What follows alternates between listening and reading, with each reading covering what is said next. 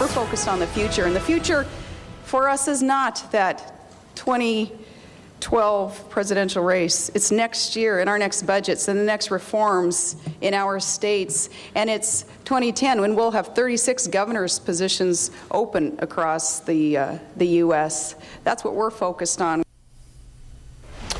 That was Sarah Palin today answering one of 4 questions that she agreed to take at a news conference just before her session at the annual Republican Governors Association meeting in Florida this morning. For more, I'm joined now by Rebecca Palsher. She's a reporter with NBC affiliate KTUU in Anchorage, Alaska. And Rebecca, we talked to a couple of reporters, including one who was just at that conference listening in Palin, and said that her performance this morning was essentially a trip through memory lane of the campaign, that she used lines about Joe the plumber and Tito the builder, and that it was essentially a jaw-dropping performance given that she was supposed to be talking about the future of the GOP. But how do folks in Alaska tend to view these sorts of controversies around Sarah Palin?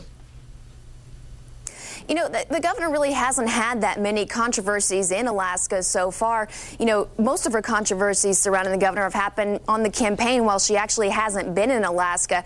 And as far as the Florida speech and the questions that she takes, you know, it's still early in Alaska, so people haven't woken up to anything that she said just yet. So still very early in the day here and waiting to see what people have to say about that.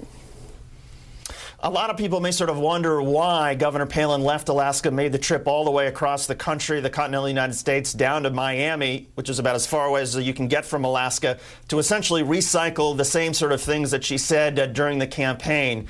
Is that a sort of concern for people in Alaska, or do they just sort of let her travel wherever she wants and it's fine?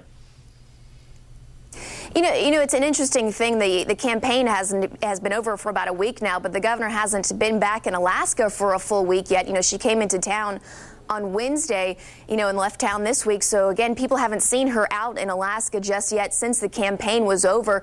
So people haven't heard directly from the governor yet as far as public appearances here.